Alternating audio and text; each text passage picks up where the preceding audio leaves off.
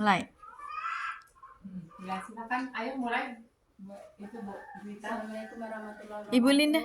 Waalaikumsalam warahmatullahi wabarakatuh. Sisanya acara kita pada pagi hari ini. Yang Dikit pertama lagi. adalah pembukaan. Yang kedua menyanyikan lagu Indonesia Raya. Ketiga sambutan kepala sekolah. Keempat acara inti. Acara kelima doa. Enam penutup. Baiklah, kita buka acara kita ini dengan lafaz membaca basmalah. Bismillahirrahmanirrahim. Acara yang kedua adalah menyanyikan lagu Indonesia Raya. Berdiri ya, Pak? Ya.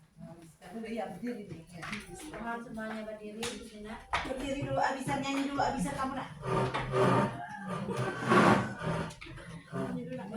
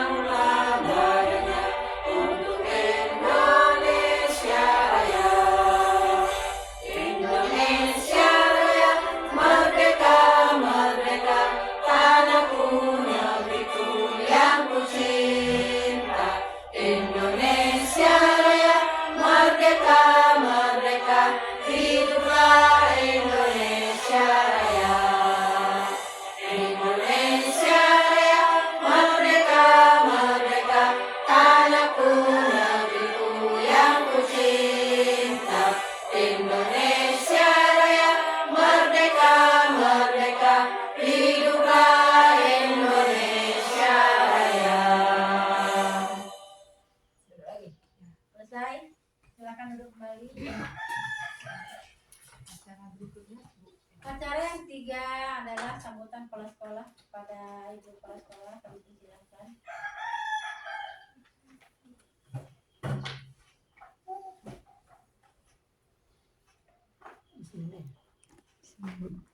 Kalau enggak di samping Bu Linda itu aja. Oh, sampai saya, Bu. Nah.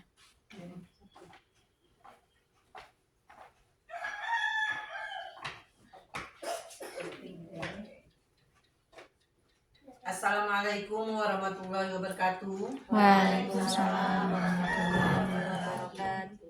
Bismillahirrahmanirrahim. Rabbi sahri sodri wa yassirli amri wahlul 'uqdatam min lisani yafqahu qawli, amma ba'du. Yang saya hormati Dewan Guru SD 01 Bengkulu Tengah. Pertama-tama marilah kita bersama-sama memanjatkan puji syukur kita kehadirat Allah Subhanahu wa taala yang mana pada pagi hari ini kita bisa berkumpul bersama-sama dalam rangka acara desiminasi dari guru penggerak kita yaitu Ibu Linda Oktaviani. Tak lupa juga selawat serta salam kita haturkan kepada junjungan kita yaitu Nabi Muhammad SAW. Semoga syafaatnya selalu dilimpahkan untuk kita semua baik di dunia maupun di akhirat. Amin ya rabbal alamin. Dewan Guru yang saya hormati, yang pertama yang akan saya sampaikan, alhamdulillah di SD 01 Bengkulu Tengah ini tempat kita bekerja, salah satu di antara guru kita sudah memproses atau sudah akan melaksanakan menjadi guru penggerak. Untuk itu, kita semua Dewan Guru, termasuk saya sebagai kepala sekolah, siap akan menerima apa yang akan disampaikan oleh guru penggerak tersebut. Tujuannya yaitu untuk memajukan sekolahan kita, untuk mentransformkan ilmu-ilmu kepada guru-guru SD 01 Bengkulu Tengah dan menyampaikan ilmu tersebut kepada anak-anak didik kita. Mungkin itu saja yang bisa saya sampaikan. Lebih dan kurang saya mohon maaf. Wabillahi taufiq wal hidayah. Wassalamualaikum warahmatullahi wabarakatuh. Waalaikumsalam warahmatullahi wabarakatuh. Terima kasih. Sekianlah. Baiklah, Dewan Guru yang saya hormati, kita buka acara ini bersama-sama dengan mengucap Bismillah. Bismillahirrahmanirrahim. Acara resmi kita buka.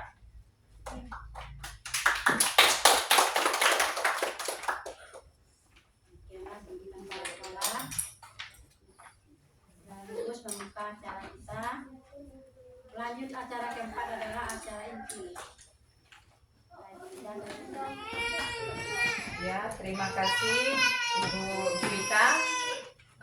Pada kesempatan kali ini, izin ibu-ibu sekalian, saya Herlinda Ratna Oktaviani. Di sini saya selaku calon guru penggerak angkatan 10. Di sini kami diberi tugas untuk melakukan desiminasi budaya positif. Nah, desiminasi budaya positif di UPT SD Negeri 01 Bengkulu Tengah. Tapi sebelum kita lebih jauh lagi, kita harus tahu dulu desiminasi itu apa. Ada yang sudah dengar desiminasi? Atau baru kali ini ya dengar ya desiminasi? Belum. Ya, desiminasi itu adalah sebuah penyebaran ilmu yang didapat dalam suatu forum. Jadi di sini kan forum saya adalah guru penggerak. Nah, di sini saya dituntut untuk menyebarkan ilmu ini terutama di lingkungan sekolah, baik pada guru-gurunya, baik pada siswa, baik pada orang tua. Intinya saya di sini adalah menyebarkan nilai-nilai budaya positif yang ada di lingkungan SD Bengkulu Tengah. Nah, tujuan dari saya desiminasi ini adalah membentuk karakter siswa, karakter guru, dan juga seluruh yang ada di lingkungan sekolah ini. Yang pastinya tujuan dari desiminasi adalah membentuk karakter yang baik ya ibu-ibu sekalian ya. Bagaimana supaya nantinya SD Bengkulu Tengah ini bisa menjadi percontohan untuk SD sekitarnya. Itulah intinya kegiatan kita di hari ini. Nah, berikutnya di sini ada beberapa poin yang akan kita sampaikan. Nah, yang pertama itu perubahan paradigma.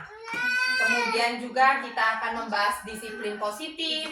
Kita akan bahas nilai-nilai kebajikan. Setelah nilai-nilai kebajikan, ada juga kita akan bahas kebutuhan dasar manusia. Selain itu, kita bahas motivasi perilaku manusia, posisi kontrol guru, keyakinan kelas, atau kalau biasa Bu Haliana sudah menerapkan itu kesepakatan kelas Bu Haliana ya di kelas 2 ya. Nah, tapi kalau di sini kita akan mengulas lagi tentang keyakinan kelas, dan yang terakhir adalah yang terpenting adalah segitiga restitusi. Nah, ibu-ibu sebelumnya mohon izin sekali, saya di sini bukan berarti untuk mengajari ya Bu Eng ya. Nah, di sini saya hanya ingin menyebarkan ilmu supaya apa yang saya dapat di pendidikan guru penggerak ini bisa tersalurkan, bisa teman-teman tahu, rekan-rekan kerja tahu, oh berarti di pendidikan guru penggerak itu ini yang kita pelajari gitu. Nah, kita langsung saja kita lanjut. Yang pertama tadi perubahan paradigma belajar. Nah, di sini kita garis bawahi paradigma.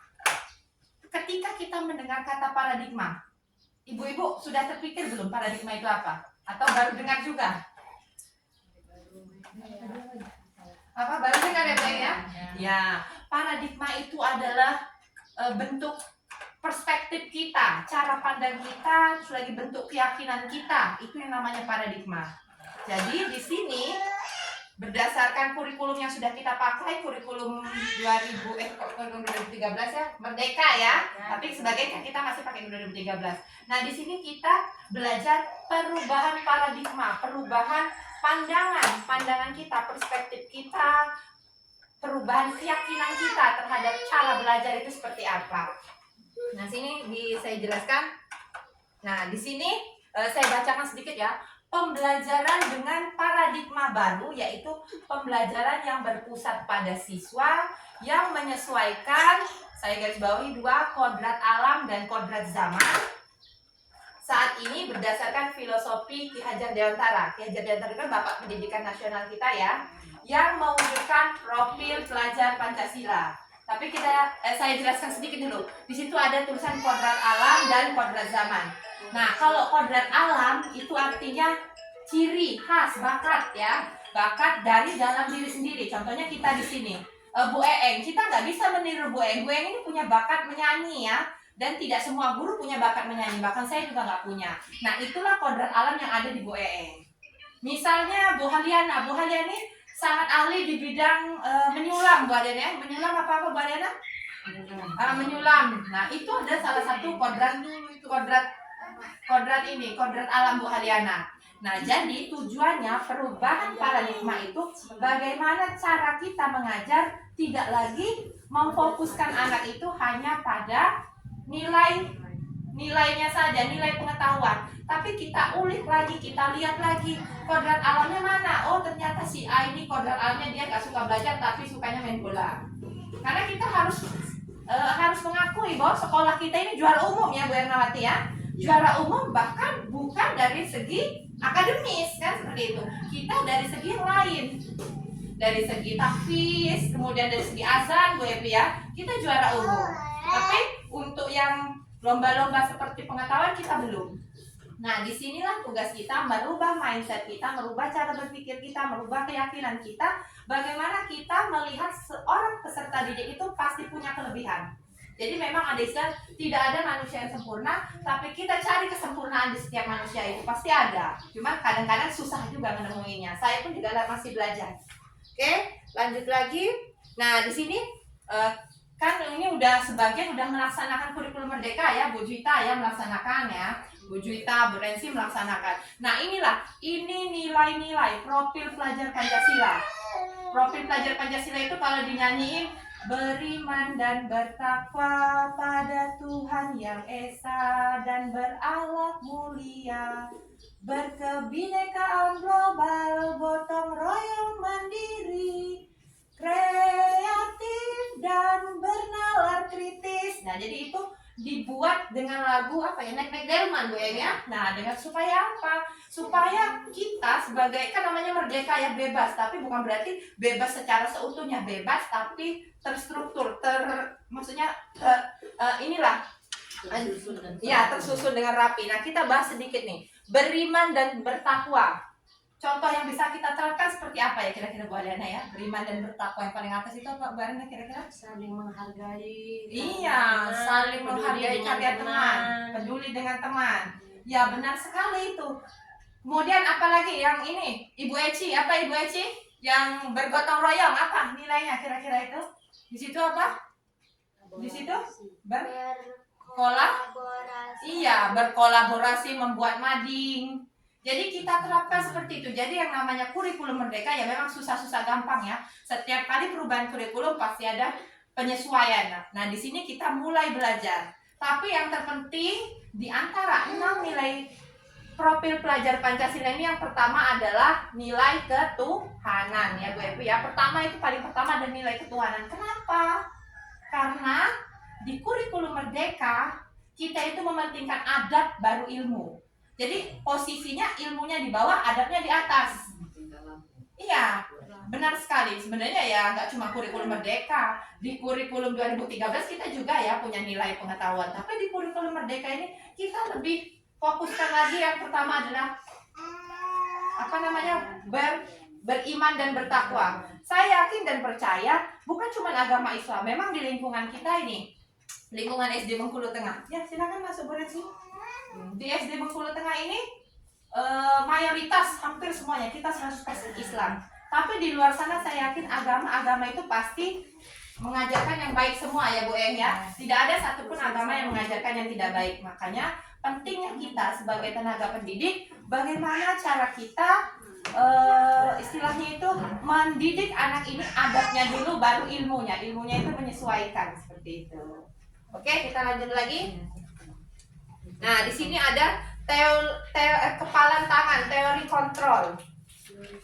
Ya, misalnya nih, Anda adalah A, Anda itu mengepalkan tangan. Misalnya saya nih, saya adalah A. Saya mengepalkan tangan, Bu Eng adalah B. Yang bertugas membuka tangan itu, walaupun Bu Eng ini merayu, membujuk, menghardik saya, kalau saya nggak mau buka tangan, kira-kira bakal terbuka nggak kepalan tangan saya ini? Tidak ya. Artinya kita simpulkan seperti teori kontrol. Nih, misalnya ilustrasi.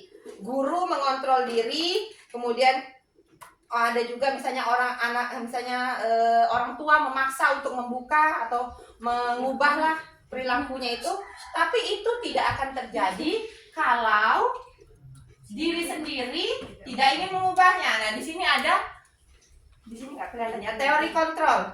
Setiap orang memiliki gambaran berbeda, kemudian di sini dijelaskan semua perilaku memiliki tujuan. Nih, misalnya kita kasih contoh. Misalnya di kelas Bu Eeng itu punya siswa yang bisa dikatakan bandel. Misalnya Budi lah nama siswa Bu Eeng itu ya.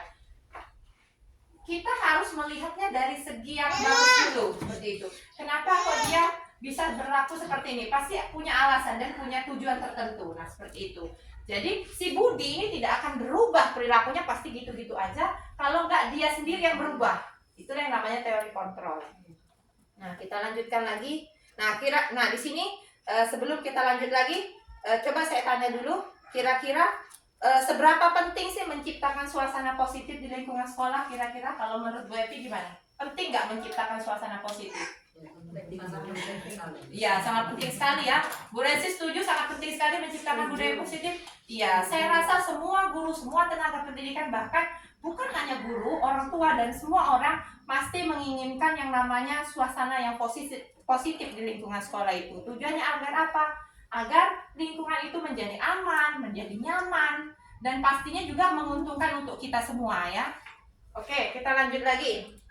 Kira-kira di sini ada pertanyaan lagi, apa hubungan antara menciptakan suasana yang positif dengan pembelajaran yang berpihak pada murid?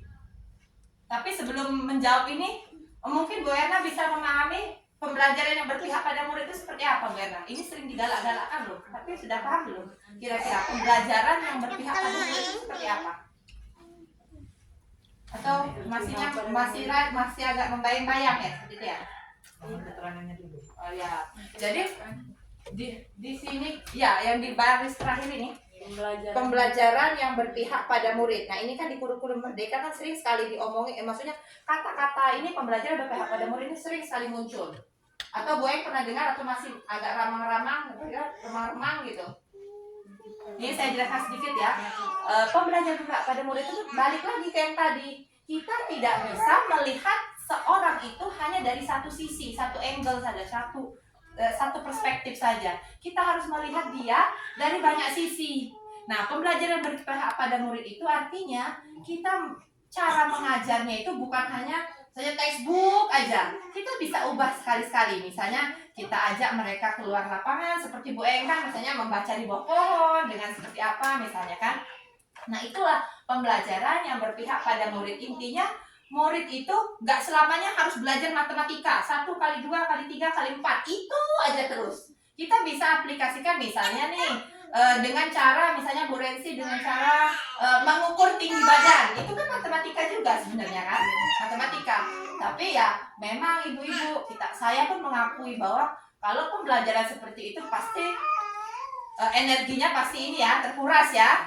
Yakin itu, saya yakin. Cuman itulah tadi, tuntutan zaman menghendaki kita menerapkan pembelajaran yang berpihak pada murid. Pembelajaran yang kurikulum merdeka gitu, bebas gitu. Tapi bebas yang terarah. Oke, kita lanjut lagi. Nah, di sini ada pertanyaan, bagaimana suasana sekolah, bagaimana kira-kira sikap gurunya, bagaimana tutur katanya. bagaimana mereka saling berinteraksi kira-kira kalau kita menerapkan pembelajaran yang berpihak pada murid. Cara tutur kata gurunya seperti apa kira-kira Bu Ayun? Harusnya seperti apa kalau misalnya kita mau menerapkan pembelajaran berpihak pada murid? Cara kita memperlakukan siswanya misalnya dengan seperti apa? Tutur katanya seperti apa? Yang pasti sopan dan santun. Ya, sopan dan santun ya. lembut. Lembut seperti itu ya. Ya memang sih ya, kalau kita bahas mau lembut terus, kita kan manusia biasa ya, pasti punya kendala. Saya yakin itu. Saya juga nggak bisa, saya juga nggak sempurna. Pasti ada di satu sisi Bu Eng, sebaik-baiknya Bu Eng pasti ada satu sisi marah juga. Ya itu manusiawi. Nah itulah tadi kenapa di sini pentingnya kita to be continue, terus menerus melakukan hal baik. Karena yakinlah ibu-ibu sekalian, tidak ada hal baik itu yang sia-sia. Ketika kita melakukan hal baik dan kita tidak diterima melakukan hal baik, misalnya kan nggak semua orang nih suka sama kita kan, pasti adalah yang namanya itu penyemangatnya, yang benci-bencinya pasti ada. Tapi yakinlah, setiap kebaikan yang kita lakukan itu akan kembali pada diri kita sendiri. Oke, kita lanjut lagi. Nah di sini di apa namanya kurikulum 2013 itu ada peraturan menteri ya, standar pendidikan nasional. Nah di situ ada apa aja Bu Rensi? Maaf, boleh minta tolong dibaca Bu Rensi, yang A apa Bu Rensi? interaktif, Iya, interaktif. Kemudian apa Bu Rensi? inspiratif, Inspiratif, menantang, memotivasi peserta didik untuk berpartisipasi aktif, terus dan memberikan ruang yang cukup bagi prakarsa, kreativitas, kemandirian sesuai dengan bakat, minat, dan perkembangan peserta didik. peserta didik. Ya, oke. Nah, interaktif itu kan artinya kalau ya interaktif itu kan berarti Interaksi. ngobrolnya nyambung ya, kayak Interaksi. gitulah ya. Jadi kita nggak semena-mena bahwa kita di dalam kelas, memang ada waktunya kita harus memimpin, tapi ada kalanya kita itu merangkul peserta didik seperti itu. Kemudian inspiratif itu maksudnya kita menginspirasi. Seperti saya, misalnya saya terinspirasi dengan Bu Eng. Bu Eng ini tingkat percaya dirinya luar biasa loh. Bahkan saya aja nggak bisa nyanyi live, itu kan nggak bisa ya. Maksudnya nggak sepede itu. Nah harusnya bisa lah, misalnya Bu Haliana banyak sekali hasil kreasinya. Apa aja Bu Haliana? 4 tisu Bu Haliana ya. Nah itu Bu Haliana bisa menginspirasi. Saya yakin semuanya pasti ada lah. Cuman mungkin belum aja kelihatan.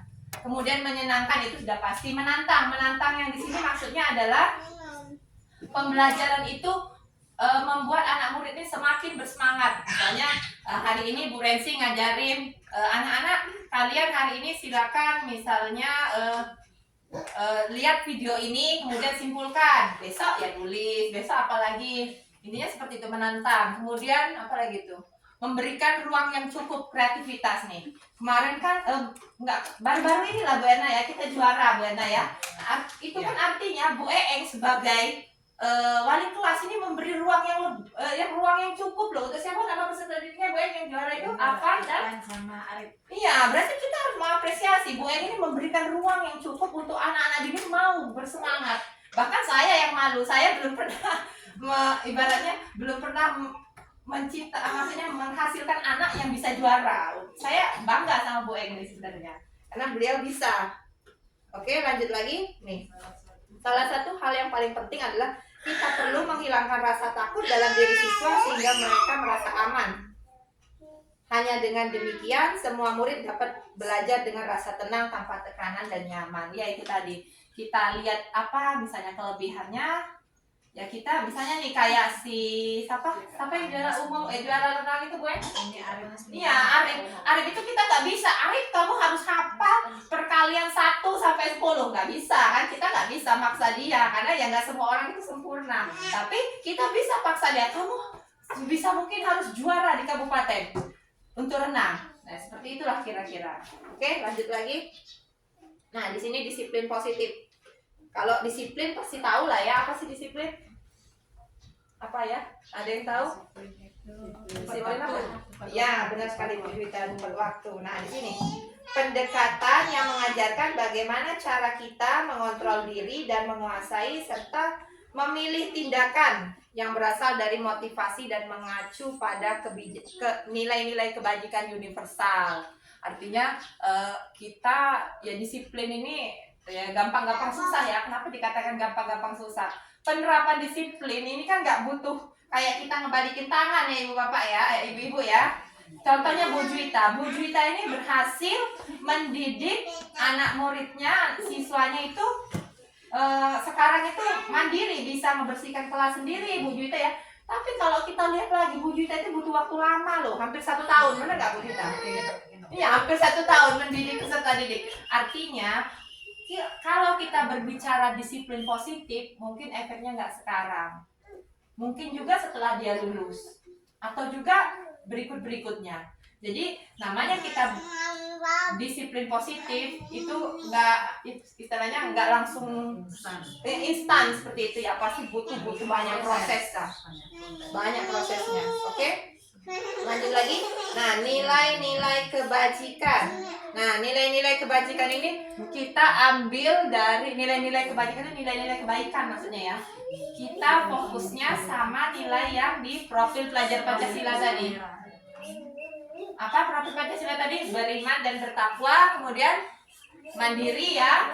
Terus lagi bernalar kritis, terus berkebinekaan global, gotong royong dan kreatif. Coba kalau berkebinekaan global itu kayak mana contohnya? Ada yang bisa mencontohkan? Berkebinekaan global itu kayak mana ya?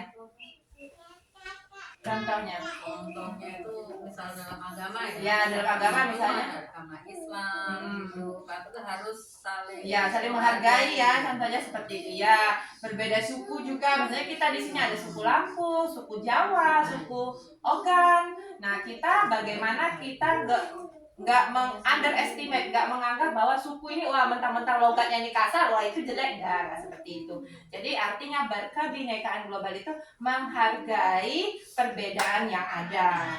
Karena warna pelangi itu nggak indah kalau dia cuma satu warna. Warna pelangi akan indah ketika dia banyak warna. Sama juga dengan kita, kebinekaan itu dia akan indah ketika kita banyak macamnya.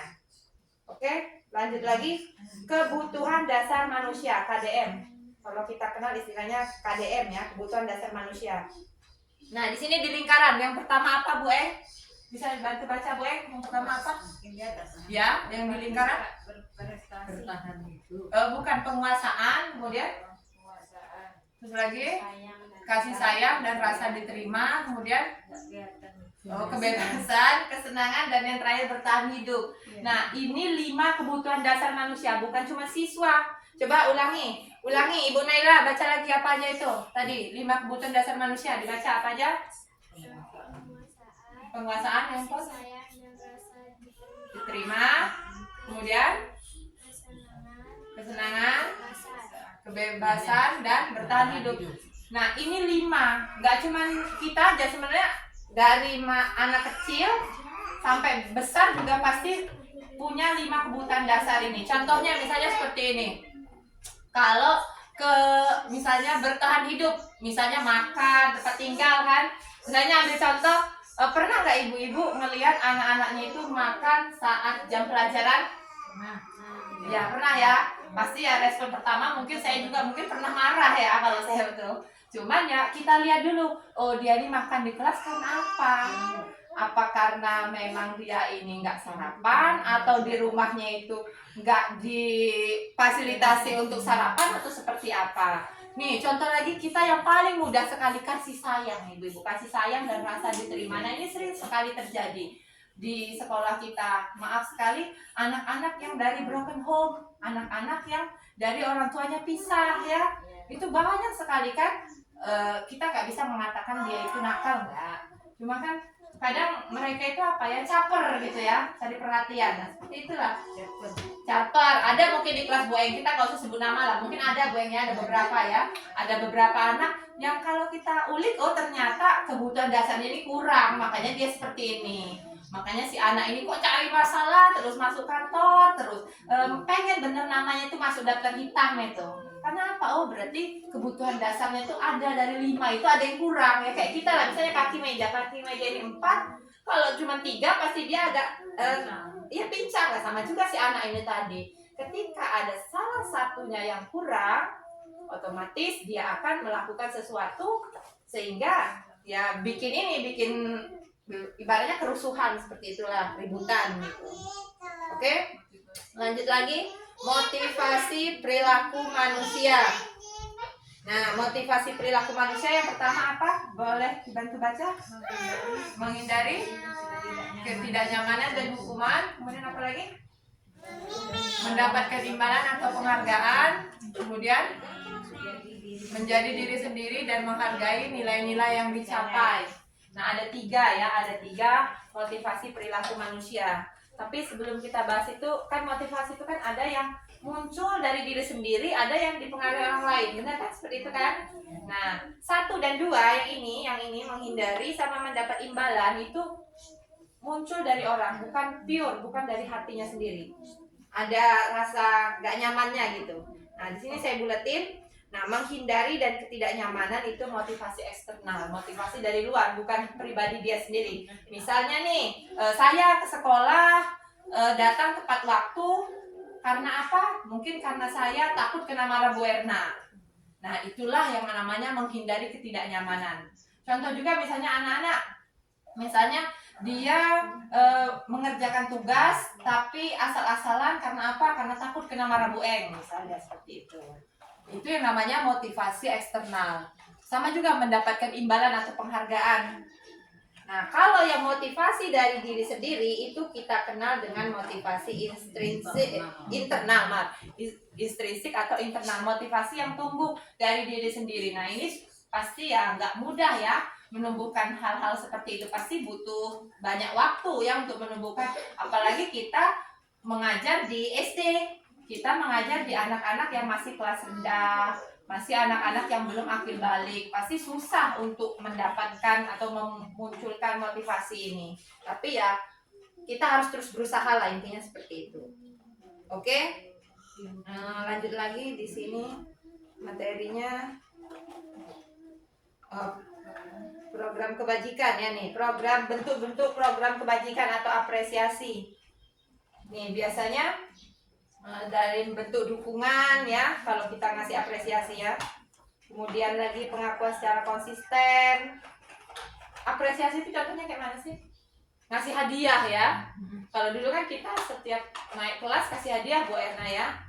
Nah itu ya ada nilai bagusnya, ada enggaknya juga. Kenapa? Kalau anak itu berpikir, oh saya harus ranking 1 biar saya dianggap anak yang bagus di antara sini, yang paling pintar, biar saya dapat apa yang saya mau, ya itu kan nggak bagus. Tapi kalau memang dia tulus dari hatinya, murni dari hatinya, pengen supaya ilmunya ini bermanfaat, nah itu bagus. Makanya kalau ditanya untuk apresiasi sih ya antara setengah setuju, setengah enggak lah, kayak gitulah ya kalau kasih hadiah.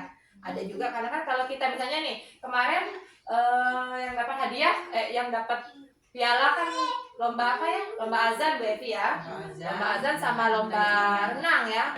Ya sebenarnya saya setuju dikasih hadiah. Ada juga sisi nggak setujunya. Kenapa? Takutnya kalau setiap kali dia berhasil dikasih hadiah, takutnya kreativitasnya luntur seperti itu. Tapi ada setujunya juga. Setujunya apa? Supaya memotivasi dia. Karena kan kita nggak tahu nih, kita melihat rambut orang semuanya hitam, jilbab kita dengan semuanya sama, tapi kan kita nggak tahu dalam hatinya itu seperti apa kan? Apa dia benar-benar mau juara supaya nantinya bisa mengharumkan nama SD ini, bisa mengharumkan nama keluarganya, atau dia cuma karena pengen ngejar itu aja, seperti itu.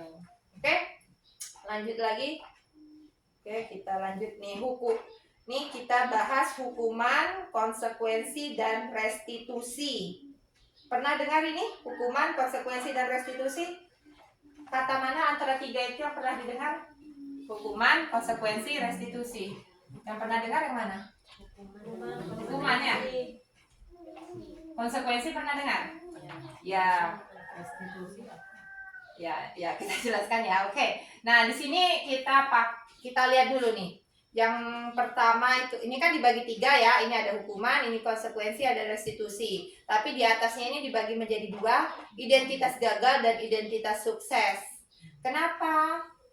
Memang ya hukuman di kurikulum Merdeka itu sebisa mungkin kita hilangkan yang namanya hukuman, atau minimalisir lah yang namanya hukuman. Kita mulai beralih ke yang namanya konsekuensi.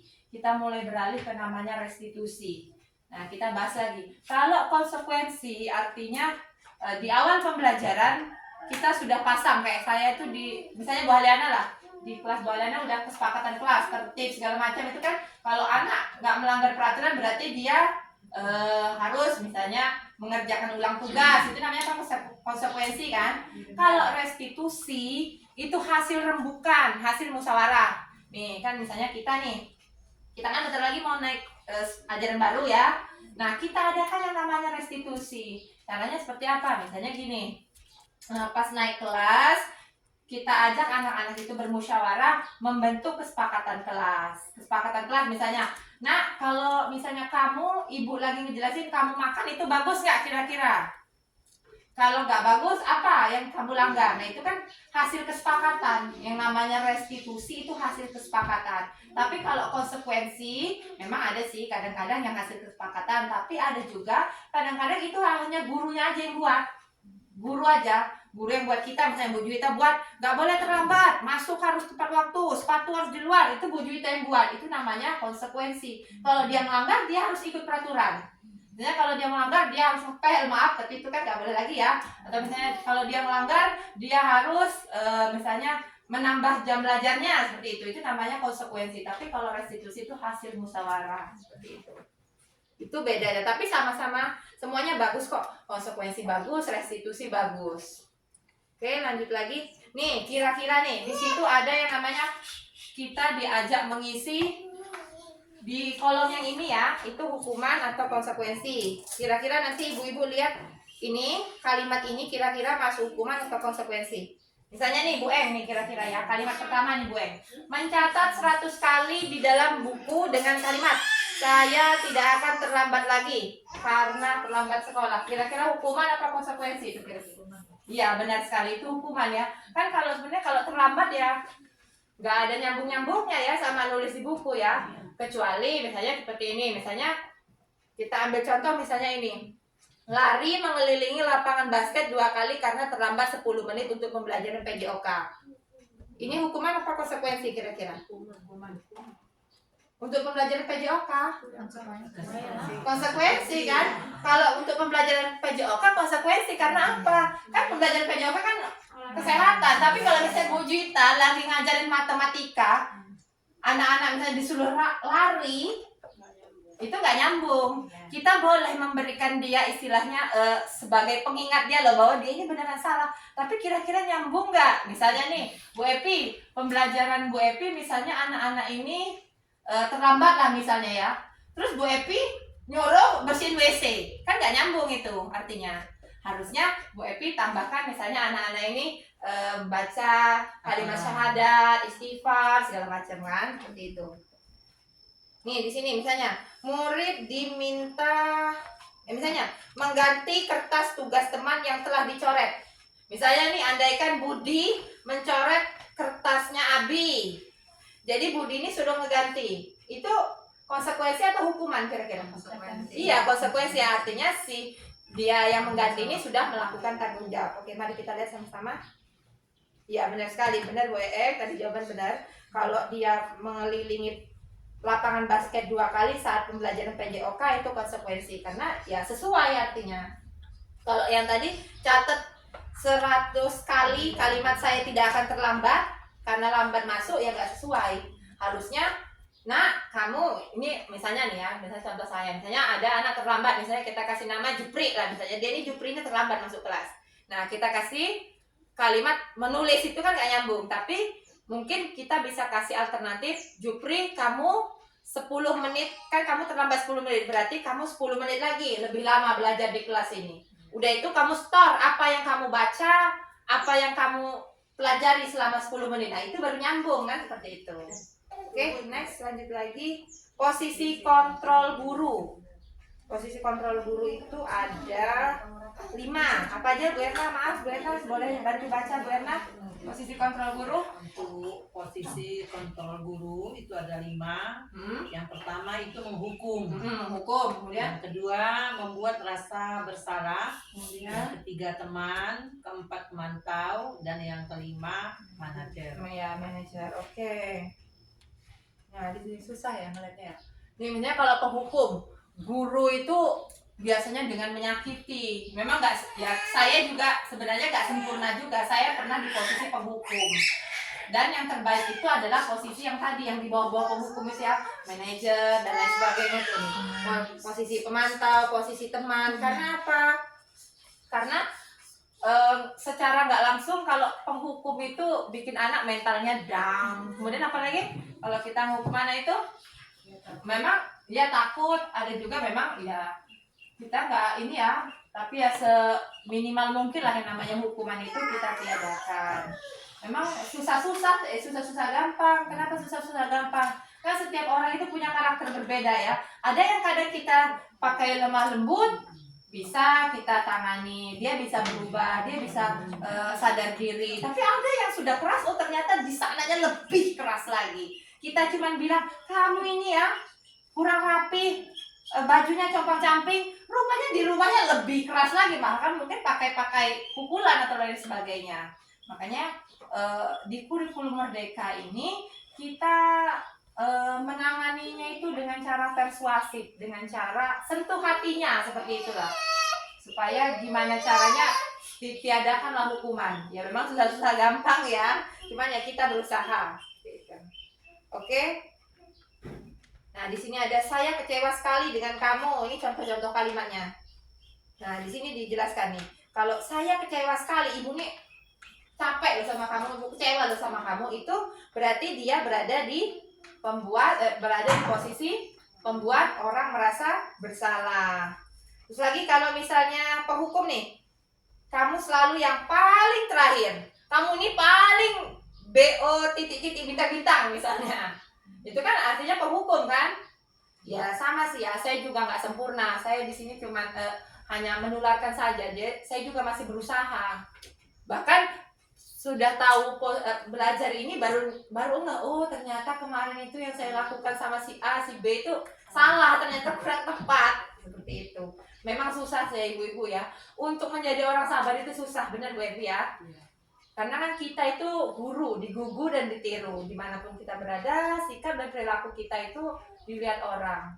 Kalau untuk sikap ini ya terus terang susah. Kalau misalnya Bu Eng ngajarin nyanyi, nah ini namanya vibra, ini namanya apalagi Bu Eng kalau dalam lagu-lagu tuh ada apa istilahnya Bu Eng? Apa? Iya intro, ini mungkin anak bisa. Tapi kalau untuk yang namanya sikap, wah itu susah. Saya juga ya susah-susah. Saya sebagai gurunya juga susah, tapi berusaha. Nah di sini di antara 5 posisi kontrol tadi, yang terbaik adalah posisi manajer. Manajer mah di mana-mana semuanya bagus lah ya, di perusahaan bagus, dimanapun manajer bagus. Manajer itu adalah posisi di mana guru berbuat sesuatu bersama murid. Artinya kalau murid itu salah, misalnya nih andaikan Yayah, misalnya Yayah itu siswa kelas 1, dia berbuat salah, misalnya dia gangguin temannya, atau misalnya dia ngambil alat temannya tanpa apa namanya, tanpa izin. Kita jangan fokus sama kesalahan dia, kita cari tahu dulu penyebabnya, latar belakangnya. Ya kok kamu bisa sih ngambil alat temanmu, kenapa? Oh ternyata orang tuanya tidak memfasilitasi, seperti itu. Jadi di sini posisi manajer, posisi kontrol manajer guru ini maksudnya kita sebagai guru jangan langsung cari salahnya, kita lihat dulu apa penyebabnya itu. Jadi dari penyebabnya baru kita tahu cara solusinya seperti apa. Memang lama ya, pasti prosesnya lama itu, gak gampang itu pasti. Oke, next, keyakinan kelas. Nah, keyakinan kelas ini sudah udah diterapkan ya, sama Bu Aliana udah nerapin kayaknya di keyakinan kelas 2 itu kayaknya. Ya banyak ya poin-poinnya. Nah, tapi kalau di situ Bu Aliana tulisnya kesepakatan, hampir sama sih. Kalau keyakinan kelas ini dijelasin apa ya? Nih, seorang akan lebih tergerak. Oh, ini manfaatnya. Oke. Keyakinan kelas itu ini apa namanya? Peraturan ataupun kesepakatan kelas yang kita buat secara bersama-sama. Seperti tadi, misalnya contohnya tidak boleh makan di dalam kelas. Itu bagus nggak nak? Baik nggak nak? Nah, itu kita buat secara bersama-sama. Jadi kita buat keyakinan kelas ini bareng-bareng, musyawarah lah intinya seperti itu. Itu yang namanya keyakinan kelas. Ini. Oke ya, ini lanjut lagi.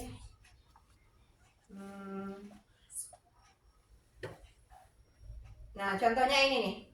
Misalnya contohnya selalu kembalikan buku ke tempatnya. Itu peraturan. Kalau keyakinan kelasnya seperti apa? Sini saya jelaskan sedikit ya. Keyakinan kelas itu kalau bisa kita buat pakai kalimat yang pendek tapi dia maksud loh, nyambung anak-anak. Nih misalnya nih, selalu kembalikan buku ke tempatnya. Itu kan tentang rapih ya, atau juga tentang tanggung jawab kan. Berarti kita cukup tulis di keyakinan kelas itu tanggung jawab, jadi nggak perlu tulis panjang-panjang. Cuman ya memang agak susah ya, apalagi untuk kelas rendah ya Bu Juwita ya. Kadang mereka nggak paham ya, tanggung jawab itu ya kayak mana kan gitu ya. Kesehatan itu misalnya nih, hadir ke sekolah 15 menit sebelum pembelajaran dimulai. Artinya kan menghormati orang lain, berkomitmen. Memang kalau untuk kelas tinggi seperti kelasnya Bu Rensi, kelas Bu Eeng gitu, mungkin agak mudah, tapi kalau untuk anak kelas rendah seperti kelas Bu Era, mungkin anak-anak belum nyambung apa itu berkomitmen. Cuman sebisa mungkin kita ajarkan anak-anak itu, nak namanya tanggung jawab itu seperti ini loh. Kalau kamu mengerjakan tugas, apalagi mengerjakan ulangan, atau misalnya kamu misalnya ibu kasih tugas membersihkan ruangan ini dengan bersih, itu kan berarti kamu sudah melaksanakan tanggung jawab. Memang susah-susah gampang kalau kita harus nulis keyakinan kelas untuk kelas rendah. Tapi kita cobalah, namanya perbuatan baik itu ya harus dicoba ya. Kalau nggak dimulai ya nggak mulai-mulai dia ya. Nah tapi ya boleh juga kita buat peraturan kelas. Saya juga mengapresiasi, bahkan di kelas saya itu malah kayaknya nggak nambah-nambah peraturan kelasnya. Bu Aliana malah sudah nambah peraturan kelasnya. Nah kemudian yang terakhir adalah segitiga restitusi. Pernah dengar apa tadi ya restitusi? Ini apa ya? Kesepakatan ya, musyawarah ya. Nah ini, segitiga restitusi itulah suatu dialog yang dilakukan oleh guru dan orang tua agar bisa menghasilkan siswa itu yang mandiri dan bertanggung jawab. Dia ini segitiga, berarti bentuknya seperti ini. Pertamanya menstabilkan identitas, kemudian lagi yang ininya validasi tindakan yang salah, kemudian yang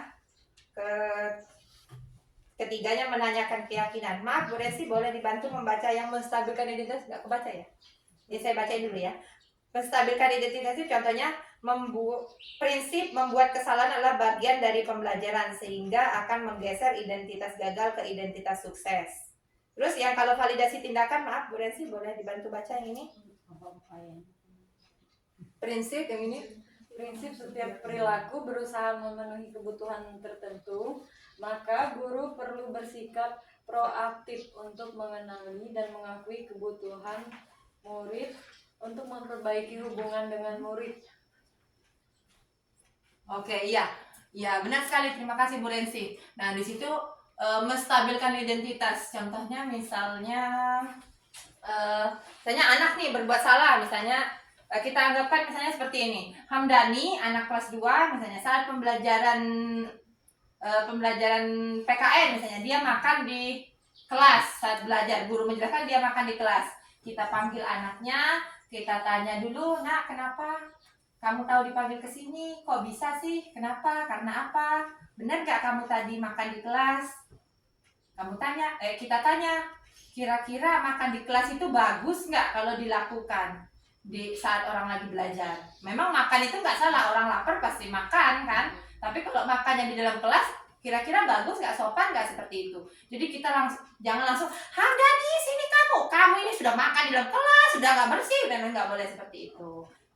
Artinya kita kita hindarilah yang namanya penghukum, karena nanti bikin mungkin akan terbekas di hatinya. Memang nggak semua anak sih, kadang kan anaknya masuk kuping kanan keluar kuping kiri seperti itu. Tapi ya sebisa mungkin kita tanamkan nilai-nilai kebaikan itu, karena yang namanya jabatan, yang namanya kedudukan, kayak misalnya saya misalnya kedudukan sebagai guru kelas 6.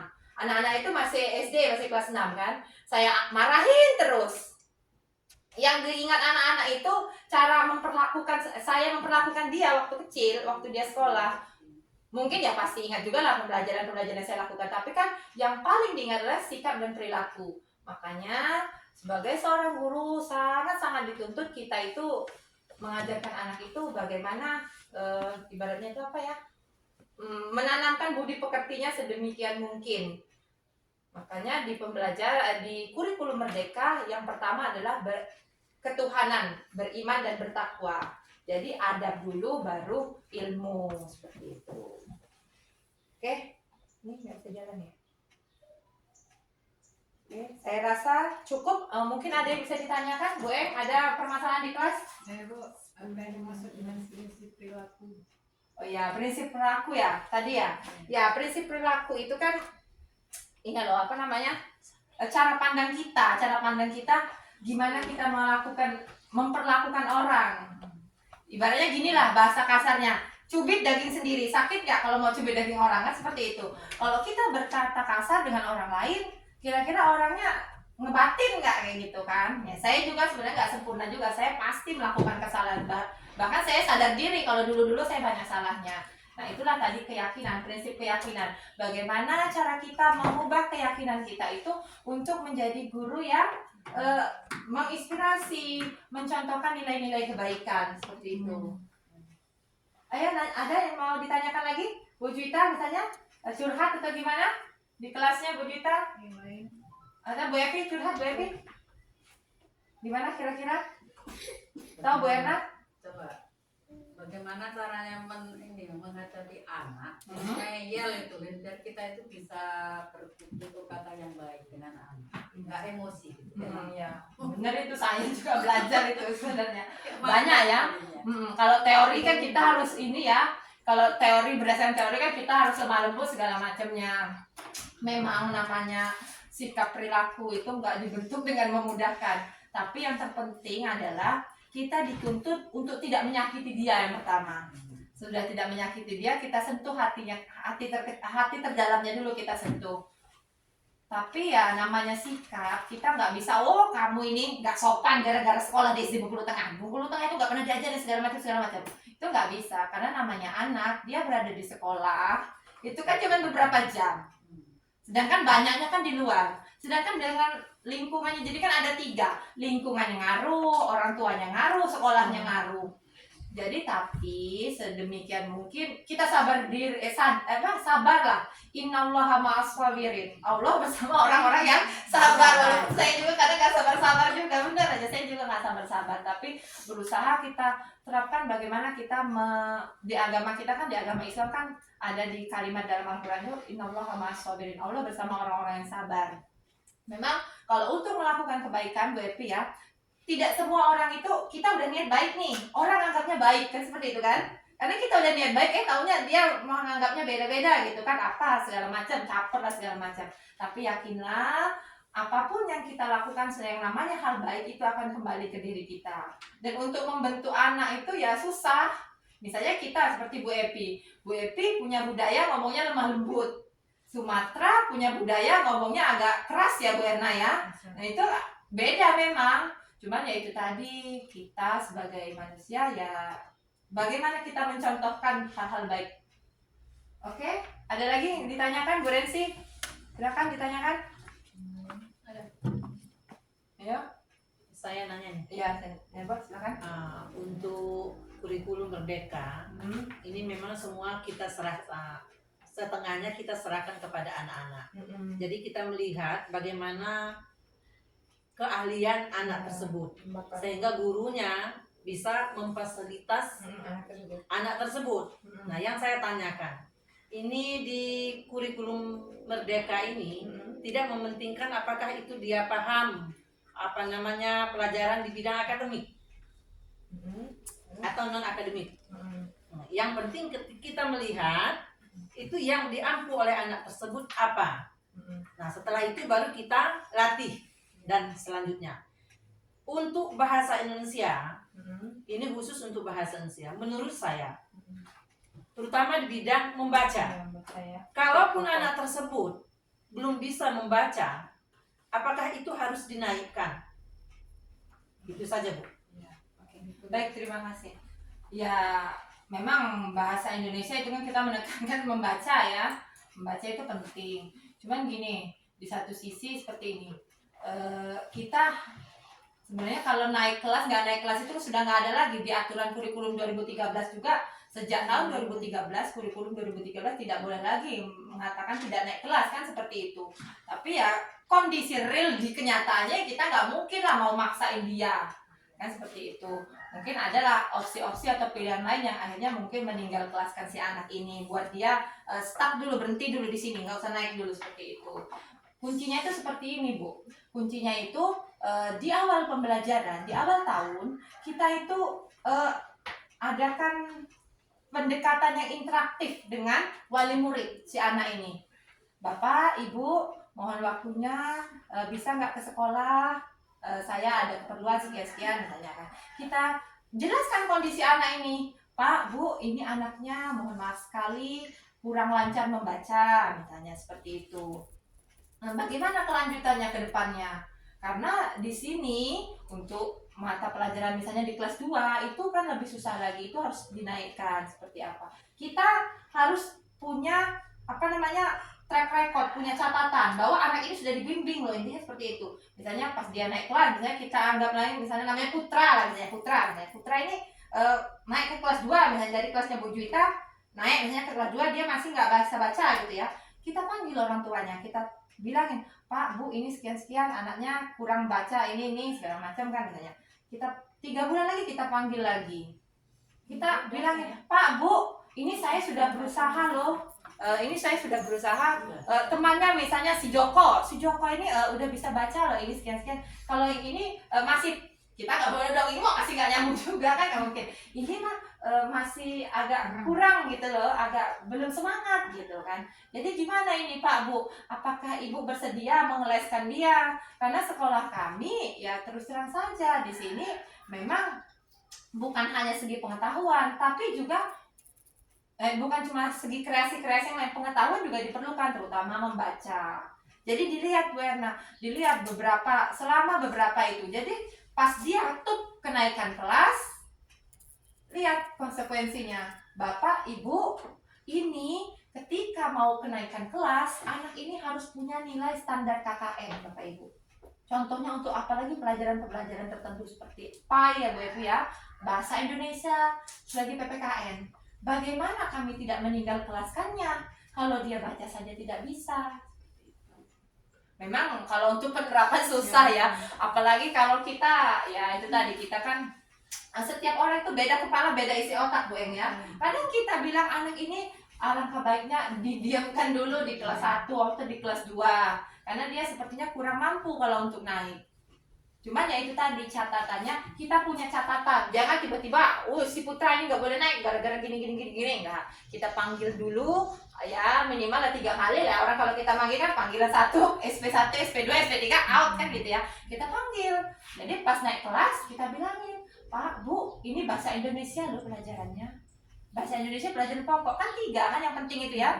PAI, itu kan PAI, PKN sama bahasa Indonesia. Bagaimana cara kami menaikkan kalau anak Bapak Ibu nggak bisa baca seperti itu? Jadi kita sebagai guru, kita udah punya bukti fisiknya. Oh si anak ini saya udah manggil orang tuanya. Berarti ini yang salah siapa? Apa orang tuanya yang salah? Atau kita sebagai gurunya yang nggak care, nggak peduli? Atau memang si anaknya yang kurang mau semangat untuk belajar? Intinya seperti itu. Ya kalau menurut saya keputusannya ketika dia sudah panggil seperti itu sudah 3 kali lah, maksimal 3 kali. Udah 3 kali panggil kalau misalnya, ya kita harus real katakan nggak bisa naik Bapak Ibu. Karena kan 3 nilai penting itu. Bagaimana cara dia naik kalau dia bacanya nggak bisa? Kalau matematika memang bukan dikatakan pelajaran nggak penting ya.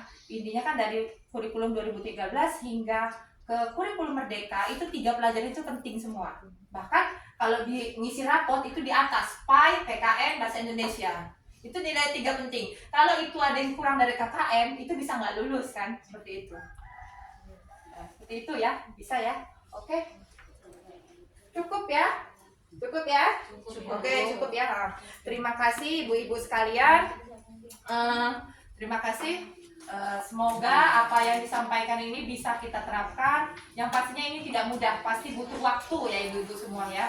Semoga kita semua Dewan Guru di sini bisa menjadikan ilmu ini bermanfaat di sekitar kita, di SD kita, dan bisa menginspirasi SD sekitar kita. Amin, amin, Allahumma amin. Amin ya menjabat fa'ilin. Oke, saya kembalikan ke Ibu Moderator. Terima kasih acara ini sudah sama-sama kita dengar. Semoga apa yang disampaikan oleh Ibu Arlinda dapat kita terapkan dalam kita mendidik anak-anak kita. Kita semua bisa berubah ya. Amin. Yang tadinya kita keras sama anak, mudah-mudahan kita dengan adanya ini kita bisa berubah lagi. Amin. Berubah jadi lebih baik. Terima kasih kepada Ibu Arlinda sudah menyampaikan ilmu yang telah didapat. Acara selanjutnya adalah doa. Doa ini akan dipimpin oleh Ibu Evi Wilayati pada Ibu Evi Wilayati. Assalamualaikum warahmatullahi wabarakatuh. Waalaikumsalam warahmatullahi wabarakatuh.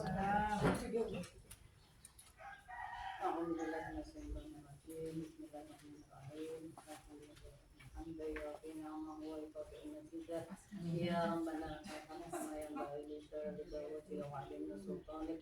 Allahumma salli ala Muhammad sholatan bina diyan al-ahwalil afat wa taqabbal lana min sayyi'at wa tarhamna biha ala darajat wa tuballighna biha aqsal ghayat min jamil khairati fil hayati wa ba'dal mamat. Amin. Ya Allah, Ya Rahman, Ya Karim, jadikanlah acara kami ini sebagai acara yang Engkau ridhoi, yang membawa berkah, rahmat, taufik dan hidayah-Mu buat kami semua. Ya Allah yang Maha Kuasa, kami menyetujui bahwa jabatan dan kekuasaan adalah amanah. Oleh karena itu, ya Allah, tumbuhkanlah pada kami inovasi dan kerjasama yang baik dalam Amin. setiap pelaksanaan tugas Amin. guna mengharumkan institusi kami SDN 01 Bengkulu Tengah menuju Amin. sekolah yang berprestasi dan mampu mendidik anak-anak yang berakhlak mulia. Amin. Berikanlah pada kami kesehatan, kekuasaan, kemampuan sehingga kami mampu mengemban tugas dan tanggung jawab yang Amin. diberikan kepada kami untuk kebaikan dan keselamatan keluarga, masyarakat, Amin. bangsa dan negara. Amin. Rabbana taqabbal Rabbana innaka antas samiul alim wa tub alaina innaka antat tawwabur rahim. Rabbana hab lana min azwajina wa dhurriyyatina qurrata a'yun waj'alna lil muttaqina imama. Rabbana atina fid dunya hasanah wa fil akhirati hasanah wa qina adzabannar. Wa sallallahu ala sayyidina Muhammadin wa ala alihi wa sahbihi wa sallam. Subhana rabbika rabbil izzati amma yasifun wa salamun alal mursalin walhamdulillahi rabbil alamin. Al-Fatihah.